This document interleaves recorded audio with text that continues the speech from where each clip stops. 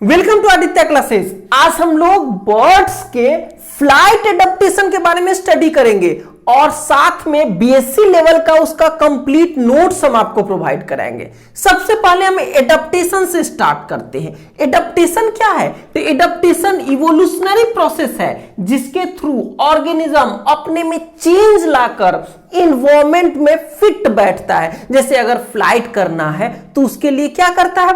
Birds में क्या होता है, उसका जो फोरलिम्ब है वो विंग्स में कन्वर्ट हो जाता है और इजिली फ्लाइट करता है। तो वो जो चेंजिंग हुआ वो ऐसा चेंजिंग जो इन्वायरमेंट में फिट होने के लिए सही हो, तो वो क्या कहलाएगा? Adaptation. Adaptation is the evolutionary process that fit organisms to their environment. Okay, environment में फिट करता है, वैसा इवोल्यूशनरी प्रोसेस को एडेप्टेशन कहते हैं। नेक्स्ट, अगर बर्ड के रिस्पेक्ट में देखें तो बर्ड के फ्लाइट एडेप्टेशन की बात जब करेंगे तो बर्ड्स के लगभग सारे ऑर्गन में चेंज हो चुका है जिससे कि वो सही से फ्लाइट कर सके। ओके, तो almost all the organs and systems of birds have been modified, सब में चेंजिंग हो चुका है to fit them to flight. Flight करने के लिए सारे के सारे बॉडी में हर एक ऑर्गन में चेंजिंग आ चुका है बर्ड्स के। अब नेक्स्ट हम देख रहे हैं कि जब इतना सारा चेंजिंग आया और तब तो वो बहुत सुटेबल हो जाएगा एयर में फ्लाइट करने के लिए। इसीलिए बर्ड्स को हम लोग क्या बोलते हैं? Master of the air. Thus यानी कि इस चेंजिंग के कारण birds are called masters of the air. Next हमने बताया कि जितने भी एडॉप्टेशन या चेंजिंग है बर्ड्स में फ्लाइट के लिए, वो सारे चेंजिंग को दो ग्रुप में बांट सकते हैं। यानी कि all the flight adaptation of the birds can be grouped into two category. अब वो दो कैटेगरी क्या है? तो पहला हमने लिखा है मोर्फोलॉजिकल एडॉप्टेशन एंड सेकेंड है एनाटॉमिकल एडेप्टेशन। इसमें भी और छोटे छोटे पॉइंट्स आएंगे। तो सबसे पहला है मोर्फोलॉजिकल एडेप्टेशन। अब नेक्स्ट हम लोग चल रहे हैं मोर्फोलॉजिकल एडेप्टेशन को एक्सप्लेन करने। ओके, मोर्फोलॉजिकल एडेप्टेशन को एक्सप्लेन करने से पहले बर्ड्स में जो स्पेशल एक्सटर्नल ऑर्गन है, जैसे बीक है, विंग्स है, टेल है, स्ट्रीमलाइन बॉडी है, उसमें फीदर कवर्ड रहता है, इसको इस इमेज से शो करके तब स्टार्ट करेंगे। ओके, मोर्फोलॉजिकल एडॉप्टेशन में चेंज इन मोर्फोलॉजी देखते हैं। मोर्फोलॉजी मतलब क्या हुआ? एक्सटर्नल फीचर में, एक्सटर्नल जो ऑर्गन्स हैं उसमें क्या चेंज हो रहा है। ओके, तो सबसे पहले मोर्फोलॉजिकल चेंज में देखते हैं शेप का चेंजिंग। शेप का तो बर्ड्स का जो शेप होता है वो स्ट्रीमलाइंड स्पाइंडल शेप होता है। स्ट्रीमलाइंड स्पाइंडल का मतलब क्या हुआ? फ्रंट में पतला हो जाएगा, बैक में भी पतला हो जाएगा और बीच में मोटा हो जाएगा। बोट लाइक स्ट्रक्चर, दोनों फ्रंट और बैक में पतला हो और बीच में मोटा हो। तो बर्ड्स का भी वही होता है। इससे क्या होता है ना कि एयर रेसिस्टेंस कम हो जाता है। ओके, तो फ्लाइट का स्पीड ज्यादा रहता है। तो पहला हमने दिखा है कि शेप के बारे में, streamline spindle shape which reduce air resistance during flight. ये पहला एडॉप्टेशन हो गया, मोर्फोलॉजिकल एडॉप्टेशन। दूसरा विंग्स है। विंग्स तो फोरलिम्ब जो होता है वो किसमें कन्वर्ट हो गया है? विंग्स में। विंग्स ही तो मेन ऑर्गन है फ्लाइट के लिए। तो यहां पे क्या हो गया? विंग्स, यानी कि forelimb modified into wings which are powerful organ to flight। Flight के लिए मेन ऑर्गन विंग्स होता है जिसके सहारे वो एयर को पुश करके आगे फ्लाइट करता है। थर्ड है फीदर। फीदर जो होता है वो बैकवर्ड डायरेक्शन में, यहां पे फीदर देख रहे हैं, ये बैकवर्ड डायरेक्शन में रहता है। तो उससे क्या होता है ना कि आगे की ओर वो इजिली निकलता है। ओके, और ये भी रेसिस्टेंस को कम करता है। तो फीदर क्या रहता है? Backward directed feather helps to reduce air resistance. वो भी आगे की ओर जा रहे हैं और बैकवर्ड डायरेक्शन में अगर फीदर है तो आगे बढ़ने में एयर रेसिस्टेंस को रोकेगा। ओके, नेक्स्ट है आपका टेल। टेल क्या करता है? तो टेल जो होता है फैन की तरह होता है, फैन लाइक स्ट्रक्चर होता है, बट इसका सबसे बड़ा खूबी है कि ये रडार की तरह यूज होता है। ये किससे तरह यूज होगा? रडार की तरह। रडार की तरह यानी कि it helps to change direction and sudden check flight. हम ये पक्षी अगर उड़ रहा है उसको डायरेक्शन चेंज करना है तो डायरेक्शन कौन चेंज करेगा? टेल के हेल्प से ही, टेल को ही घुमा के वो डायरेक्शन चेंज करता है और टेल को फैला के तुरंत स्पीड को कम करता है।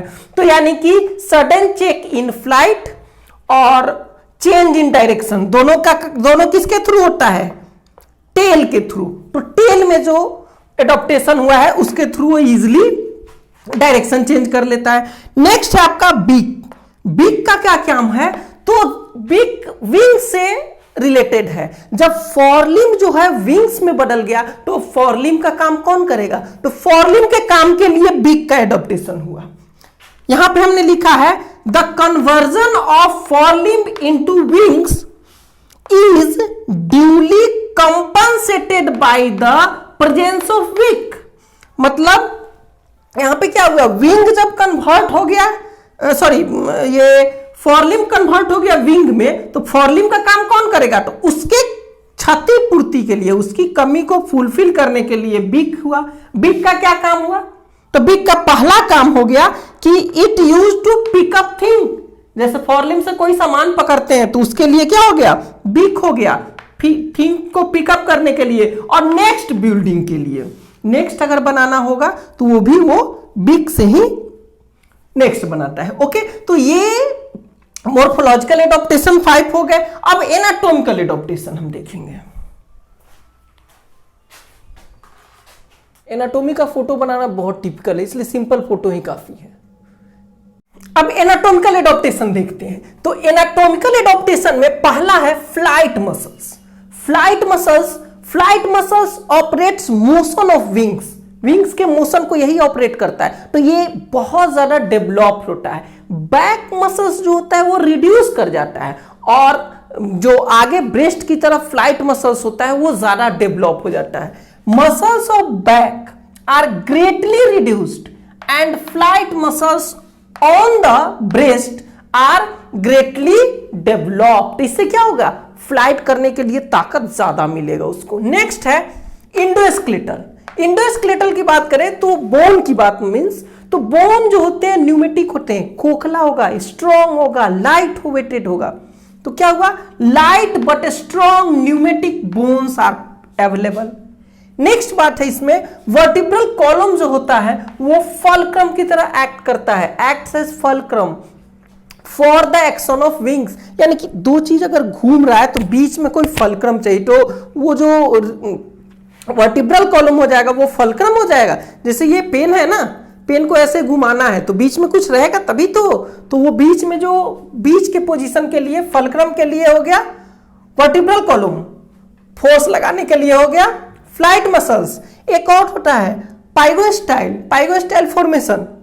ये क्या करता है? किसी बर्ड्स को देखिएगा कि एयर में वो एकदम स्मूथली स्टेबल हो जाता है, तो वही वर्टिब्रल कॉलम को कॉन्ट्रैक्ट करके और विंग्स को फैलाकर। तो पाइगोस्टाइल क्या हुआ? Pygostyle formation assist stability in air में स्टेबल बना लेता है उसको। दूसरा है एयर सैक। नेक्स्ट थर्ड है एयर सैक। एयर सैक क्या है? एयर सैक में जितना भी बॉडी में एम्प्टी स्पेस होता है सारे स्पेस को ऑक्युपाई कर लेता है एयर। ओके, तो air sac occupy all the available space between internal organs. जितने भी इंटरनल ऑर्गन में स्पेस होंगे सारे स्पेस को कौन ऑक्युपाई कर लिया? Air sac. तो उससे क्या होगा? बुएंसी मिलेगी, हवा भरा रहेगा तो हल्का हो जाएगा ना, तो बुएंसी मिलेगी। नेक्स्ट आ रहा है रेस्पिरेशन। तो रेस्पिरेशन एनर्जी प्रोवाइड करता है, रेस्पिरेशन से भी तो एयर ज्यादा, ऑक्सीजन ज्यादा चाहिए ना, तो क्या होता है कि एवियन लंग्स जो होता है यानी कि बर्ड्स वगैरह का जो लंग्स होता है वो पूरी तरह एम्प्टी हो जाता है हर एक ब्रेथ में, और फिर रिफ्रेश एयर लेते हैं। हम लोग रिफ्रेश एयर नहीं लेते हैं, हम लोग तो 4-5 लीटर का लंग्स और आधा लीटर जनरली एक्सचेंज करते हैं। बहुत जोर से करेंगे तो ज्यादा हो सकता है, लेकिन जनरली आधा लीटर ही करेंगे। यहां क्या है? The avian lungs are completely emptied with each each breath to make respiration more effective. पूरा का पूरा डीऑक्सीजनेटेड ब्लड को फेंक के ऑक्सीजनेटेड ब्लड ले लिया, तो ये मोर इफेक्टिव हो गया ना। ओके, नेक्स्ट है सर्कुलेटरी सिस्टम। सर्कुलेटरी सिस्टम यानी ब्लड सर्कुलेशन सिस्टम, तो ब्लड के थ्रू भी तो ऑक्सीजन जाता है और एनर्जी उससे प्रोवाइड होता है। फूड भी जाए तो ऑक्सीजन का भी सप्लाई और फूड का भी सप्लाई ज्यादा होना चाहिए, क्योंकि बर्ड्स में भी एनर्जी रिक्वायरमेंट बहुत हाई होता है। तो यहां पे देखिए सर्कुलेटरी सिस्टम क्या है, to fulfil large amount of energy demand they have, हमने 3 पॉइंट दिया है इसमें, 4 चेम्बर्ड हार्ट, 4 चेम्बर का हार्ट है, तो क्या हो जाएगा, प्योर ब्लड अलग रहेगा, इम्प्योर ब्लड अलग रहेगा। दूसरा डबल सर्कुलेटरी सिस्टम, लंग्स से प्यूरिफाई होके आएगा और फिर बॉडी में जाएगा, वो सिंगल नहीं है, डबल सर्कुलेटरी सिस्टम है। और तीसरा जो मोस्ट इंपॉर्टेंट है, high proportion of haemoglobin in RBC. RBC अगर ब्लड ये किसी बर्ड्स के आरबीसी को देखिएगा तो उसमें हीमोग्लोबिन का अमाउंट क्या होता है, ज्यादा होता है। ओके, नेक्स्ट है कॉम्पैक्ट बॉडी। बॉडी का जो बॉडी कॉम्पैक्ट होता है, यानी कि लाइट ऑर्गन्स जो होता है, जैसे लंग्स है, एयर सैक्स मेनली जो होते हैं, वो सब ऊपर की ओर रहेगा और लोअर पोजीशन पे हैवियर ऑर्गन्स रहेंगे। तो उससे क्या हो जाएगा, ग्रेविटेशनल सेंटर जो होगा वो नीचे हो जाता है। तो वही हमने लिखा है कि कॉम्पैक्ट बॉडी होता है, centre of gravity is at lower position due to presence of light organ at high position. Light organ high position पे है, तो इस तरह से क्या हो गया, सेंटर ऑफ ग्रेविटी नीचे होने से ज्यादा स्टेबल हो जाता है। ओके, तो एनाटॉमी में इतना ही। लास्ट में फ्लाइट एडॉप्टेशन ऑफ बर्ड का फ्लो चार्ट बनाना होगा।